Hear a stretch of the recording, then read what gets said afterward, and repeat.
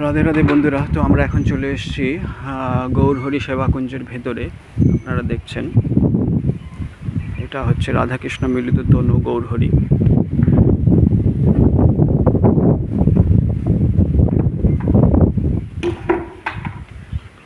আর চিন্তাহরণ শিব মন্দির দেখছেন।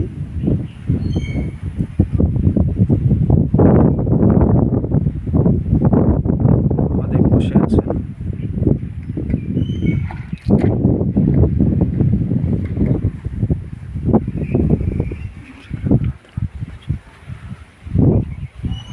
দেখছেন কত সুন্দর একটা মন্দির। আর এইখান দিয়ে আপনারা গেলেই দেখতে পাবেন মা গঙ্গাকে। এখানেও আস্তে আস্তে পরে তৈরি হবে। এখান থেকে আপনারা অপূর্ব দর্শন করতে পারবেন মায়াপুরের ইস্কন মন্দির, আমাদের গঙ্গার ওই পারে, মা গঙ্গার ওই পারে। আর এই পার থেকে দেখতে পাচ্ছেন মা গঙ্গা আসছে। খুব হালকাভাবেই দেখা যাচ্ছে, কিন্তু তবু আপনারা দেখছেন।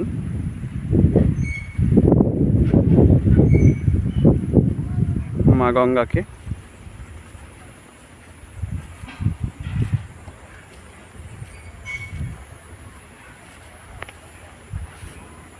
আপনাদের জন্য আরও অনেক কিছু দর্শনের এখনো আছে, আপনাদেরকে দর্শন করাবো গৌরহরির কৃপায়। দেখছেন কি সুন্দর মা গঙ্গার পাশে। এগুলো পাট খেতে পাট তোলা হচ্ছে, কৃষকরা পাট তুলছেন। আর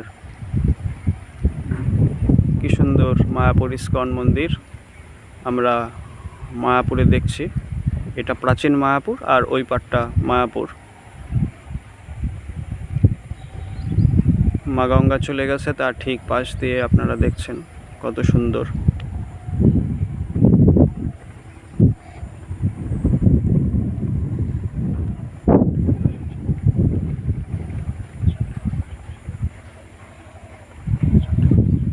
এখানেও একটা নতুন আশ্রম হয়েছে।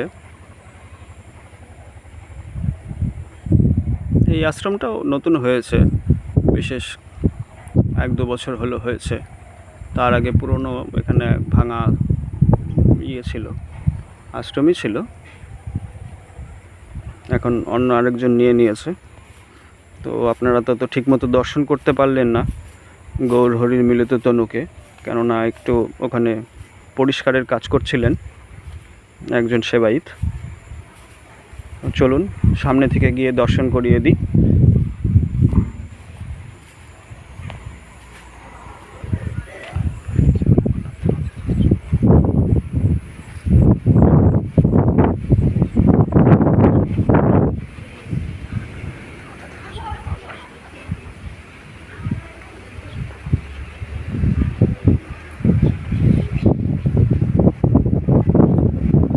এখানে যাওয়া যাবে দিদি? যাওয়া যাবে? মুছলেন নাকি কেবলই?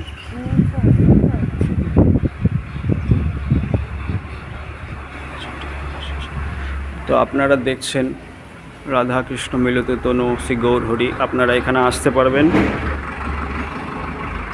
এসে আপনারা দর্শন করতে পারবেন গৌরহরিকে। দেখছেন কি সুন্দর অপূর্ব।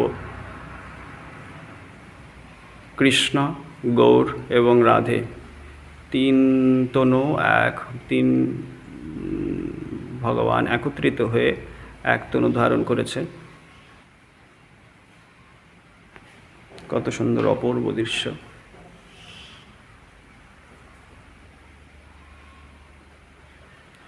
কত সুন্দর মন্দির।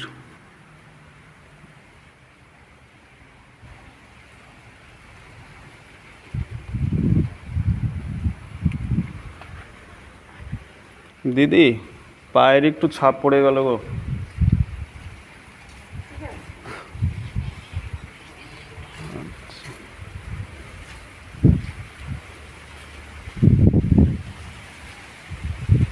আপনারা এখানে অনায়াসে আসতে পারবেন। কিভাবে আসবেন? জগন্নাথ মন্দির পার করে, জন্মস্থান থেকে জগন্নাথ মন্দির। ওই যে দেখছেন রথ দাঁড়িয়ে আছে, ছোট্ট একটু দেখা যাচ্ছে। রথ পার করে আপনারা এই গৌরহরি সেবাকুঞ্জে চলে আসবেন।